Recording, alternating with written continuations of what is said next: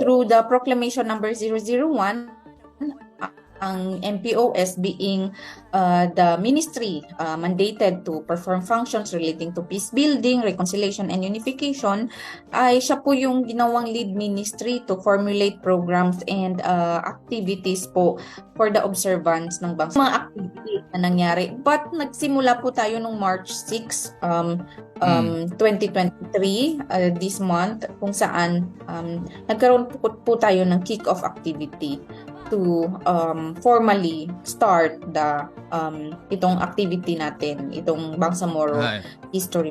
At ito po ay ginanap sa OCM ground sa Bangsamoro Government Center po. Ayun, na dinaluhan ng iba't ibang ministries, offices, and agencies. Ministry of Public Order and Safety, meron pong ginawang Tagisan ng Talino for the second time.